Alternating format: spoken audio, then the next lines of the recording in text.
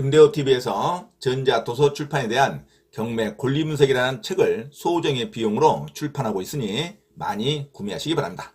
자, 지금 이 시간에는 경매 권리분석에 대한 전자출판 도서 내용을 강의하도록 하겠습니다. 전자출판 도서인 경매 권리분석의 내용, 경매 입찰 준비서류와 입찰표 작성에 관한 설명을 하도록 하겠습니다. 경매 현장에 가시면 현장에 경매 응찰 봉투를 수령할 수 있습니다. 자, 모든 사람에게 응찰 봉투를 자유롭게 수령하고 있으니, 자, 기재가 잘못되더라도 여러 번 수령받을 수 있으니까 걱정하지 마시고, 기재가 잘못되면 수정하려 하지 마시고 봉투를 새로 수령해서 다시 한번 기재를 해서 그 새로 기재된 것을 투철함에 집어넣으면 됩니다. 자, 경매 응찰 봉투를 자유롭게 수령할 수 있는데 너무나 많이 자주 수령하면 경매 응찰을 문란하게 하는 자로 오인을 받을 수가 있죠. 그래서 너무 자주 수령하는 것보다 저희가 필요한 만큼 수령한다는 것을 생각하시면 됩니다. 자, 봉투 안에 길 입찰표가 있고 공동 입찰 신고서가 있고 공동 입찰자 목록이 있고 매수 신청 보증 봉투가 있습니다. 매수 신청 보증 봉투에는 이제 보증금을 가져가 준비하신 걸 집어넣으면 되겠죠. 그리고 가장 중요한 게 입찰표를 작성하는 거죠. 길 입찰표에 숫자를 정확하게 기재하는 것을 원칙으로 하시기 바랍니다. 여러 명이 공투로 모집할 때는, 공투로 응찰하고자 할 때는 모든 사람이 같이 와서 공동 입찰자 신고서와 공동 입찰자 목록을 별도로 작성하면 됩니다. 공동 입찰자 목록에 각각의 지분 현황을 반드시 기재하는 것을 중요하게 생각하시면 됩니다. 자, 지금은 입찰표, 단독 입찰할 때의 주의사항과 단독 입찰표 기재하는 방법에 대해서 설명하도록 하겠습니다. 입찰 진행 순서로는 대부분 각급 법원의 입찰 개정은 10시에 개정을 합니다. 어떤 법원은 10시 반 또는 오후 2시에 개정할 수도 있습니다. 자, 원칙은 모든 법원이 원칙상 오전 10시에 개정하는 것을 원칙으로 합니다. 그 10시에 가시면 집행관이 입찰 절차에 관해서 모두 진술을 고지합니다. 중요한 사항 같은 것을 안내해 주겠죠. 약 15분에서 20분간 소요가 됩니다. 자, 집행관의 진술 고지가 끝나면 직원들이 입찰할 봉투와 입찰표를 교부를 합니다. 그 교부받은 입찰표 또는 사전에 수령받은 그 입찰표를 봉투 안에 입찰표를 작성을 하고 투찰함에 집어넣는 시간을 1시간을 주어집니다. 입찰표 작성 시간은 모두 진술 고지가 끝나고 나서 1시간이 주어진다는 거 가장 핵심이겠죠. 이 1시간 안에 내가 원하는 금액을 써서 투찰을 반드시 1시간 안에 하셔야 됩니다. 입찰표 진행 시간은 약 10시 20분부터 1시간 주어진다는 거. 입찰 종료 선언과 함께 더 이상 입찰할 수가 없죠. 입찰 종료 선언이 있고 나서 입찰 투입함 전체를 공개적으로 개봉을 합니다. 사건 번호별로 분류 작업이 약 20분간 소요가 됩니다.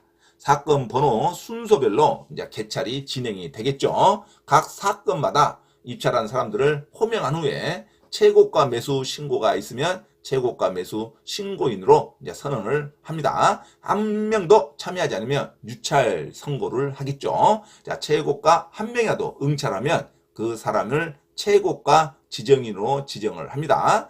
자, 최고가 매수를 신고한 가장 높게 쓴 응찰자를 최고가 매수 신고인으로 선언을 합니다. 그리고 공유 지분일 때, 지분 경매일 때 공유자 우선 매수가 있을 때는 공유자 우선 매수도 신고를 하는 사람을 선언을 합니다. 차순위 요건에 해당될 때 차순위 매수 신고할 사람이 있는지 여부도 확인한 후에 자, 차순위 매수 신고인도 선언을 합니다. 자, 최고가 매수 신고인 있을 때 최고가 매수 신고인 확인서를 발부를 하고 매각 결정 기일을 일주일에 있다는 것을 고지를 하고 일주일 이내 이의 신청이 있다는 것도 고지하고 그리고 나서 최종적으로 매각 입찰 종료 선언을 함으로써 입찰 진행 순서를 마무리 짓습니다. 자, 입찰 진행 순서 응찰표 작성 시간 1시간 주어진다는 거, 그리고 사건 번호별로 분류 작업을 해서 사건 번호별로 호창을 한다는 거. 그러나 사건 번호별로 호창을 하는 걸 원칙으로 하는데 응찰자가 10명 이상 아주 많이 응찰한 사건은 그 사건을 먼저 호창을 합니다. 사람이 많으니까 빨리 돌려보내야겠죠. 자, 빨리 사람을 돌려보낸다는 목적으로 사람이 응찰이 많이 된 인기 있는 번호는 먼저 호창을 한다는 거. 그때는 사람이 많기 때문에 최고가 지정으로 최고 가격을 쓴 한두 명만 먼저 호창하고 그리고 최고가를 지정합니다. 나머지는 그냥 보증금을 수령받고 집으로 가면 되겠죠. 자, 응찰자가 많은 사건부터 먼저 호창한다는 거. 그리고 일반적일 때는 사건 번호별로 호창을 한다는 거. 그리고 그러면서 입찰 진행을 마무리를 짓습니다. 자, 기일 입찰 때는 반드시 최고가가 있을 때는 최고가를 선언을 하고 최고가 신고인으로 선언을 하고 공동 소유의 지분 경매일 때는 공유자 우선 매수가 있는지 확인해서 공유자 우선 매수 선고를 하고 차순위 요건이 해당할 때는 차순위 매수 여부를 확인해서 차순위 매수 신고인도 선언을 합니다. 주로 최고가 매수인 선언을 한다는 거죠. 그리고 허가 결정일은 일주일 후에 잡습니다. 일주일 후에는 별도로 기일에 참여하지 않고 그냥 문서로 또는 문자로 안내를 해줍니다. 자, 허가 결정은 일주일 후에 최종적으로 결정한다는 거. 그래서 최고가 매수 신고인이라고 그러죠. 최고가 매수 신고인으로 확인을 하는 것을 경매 기일에서 원칙으로 합니다. 일주일간 이의 신청이 있음을 알려주고 매각 입찰을 종료 선언을 합니다. 자, 기일 입찰표를 들여다보고 우리가 기일 입찰표 작성하는 것을 반드시 숙지하시기 바랍니다. 기일 입찰표는 반드시 성명을 쓰는 건데 가장 중요한 것은 사건 번호와 물건 번호를 정확하게 기재하셔야 됩니다. 사건 번호를 기재하지 않으면 입찰표를 호창할 수가 없죠. 무효 처리가 됩니다. 그리고 어떤 사건에 있어서는 물건 번호가 기입이 되는 게 있어요. 물건 번호가 1번부터 쭉 사건 번호는 동일한데 물건 번호가 여러 개 있는 개별 사건이 있습니다. 자, 채무자 겸 소유자가 동일해서 공동 채권자가 그 모든 부동산을 한꺼번에 경매를 진행할 때는 물건 번호가 각 호실마다 여러 각각의 번호가 부여될 수 있겠죠.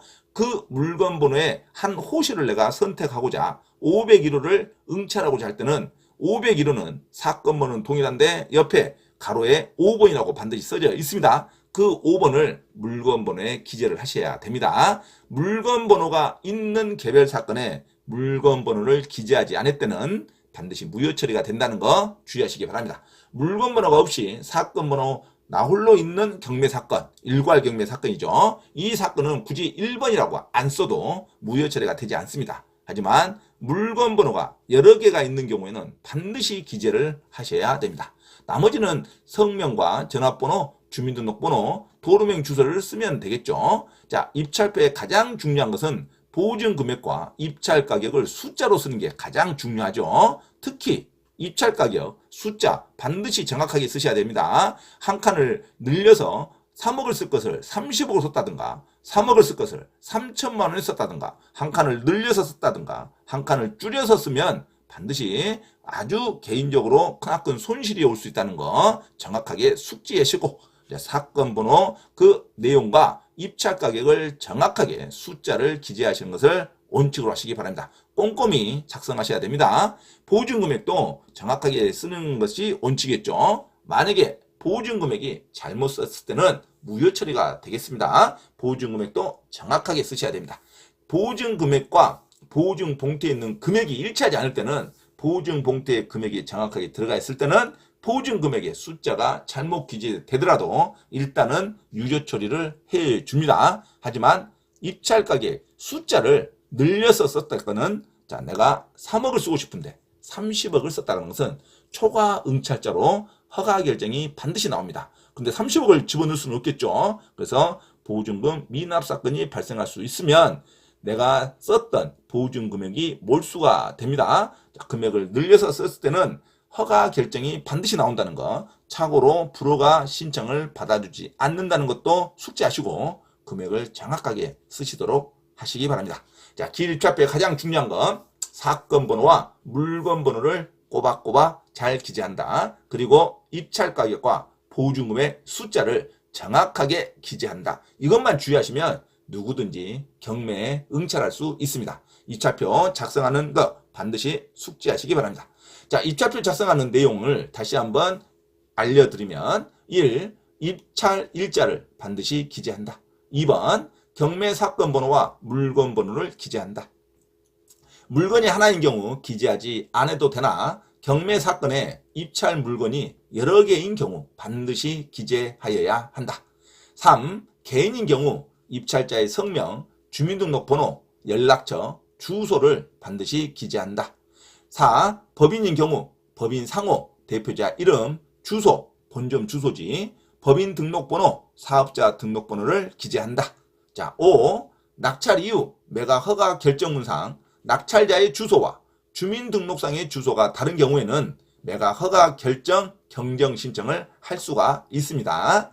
자, 입찰 가격 기재는 반드시 정확히 확인해서 기재를 하시기 바랍니다. 자, 1. 기일 입찰을 원칙으로 하죠. 응찰자가 직접 수기로 가격을 기재하고, 자, 수정하는 자체가 불가능합니다. 자, 수기로 적었지 않을 때는 자, 미리 다운로드를 받아서 응찰표를 다운로드 받아서 거기에 컴퓨터로 입력하고 자판으로 입력해서 출력해서 성명과 도장이 정확하게 일치하면 그것도 받아줍니다. 그래서 원칙은 수기로 기재하는 걸 원칙으로 하는데 실수할까봐 집에서 미리 다운로드 받아서 응찰표를 출력을 해서 자판에 한글 파일로 출력을 해서 그 한글 파일 상태에서 자판을 기재하고 출력해서 나머지 서명과 도장을 잘 찍고 그것을 응찰 현장에 가져와서 봉투에 집어넣어서 투찰하면 본인이 맞다는 것이 소명만 되면 직접 수기로 모든 것을 기재하지 않아도 본인이 날인하고 서명과 도장이 일치하면 받아는 줍니다. 하지만 현장에 가서 응찰자 입찰표를 수령해서 수기로 작성한 것을 원칙으로 하시기 바랍니다. 자, 수정은 절대 불가능해요. 수정한다는 것이 요건이 있다든가 또는 수정하는 표시가 정확하게 집행관의 눈에 들어오면 그 수정 자체를 인정하지 않습니다. 자, 두껍게 쓴다든가, 짝짝 끄서서 다시 쓴다든가, 입혀서 다른 숫자로 더 진하게 쓴다든가, 이런 것은 절대 안 되니까, 자, 수정을 하시려면 응찰표를 다시 교부받아서 충분히 쓸 수 있으니까 다시 교부받아서 새 걸로 기재하는 것을 원칙으로 하시기 바랍니다. 자, 수정이 절대 안 됩니다. 자, 2번. 보증 금액란에 입찰 금액란에 보증금을 바꿔서 기재하는 경우 당연히 무효가 되겠죠. 자, 본인이 가장 높은 가격으로 입찰하였더라도 입찰은 무효가 됩니다. 자, 보증 금액란에 입찰 금액을 쓰고 입찰 금액란에 보증금을 쓰면 서로 일치하지 않으니까 그 사건 번호에 당연히 무효 처리가 될 수밖에 없습니다. 꼬박꼬박 숙지하셔서 정확하게 숫자를 기재하는 것을 습관화하시기 바랍니다. 자, 3. 입찰 금액란에 착오로 금액을 초과해서 쓴 경우에는 아주 종종 그런 사건이 간혹 잘 나오는데 입찰 금액란에 착오로 금액을 초과해서 쓰는 경우 초과 응찰자라고 그랬죠.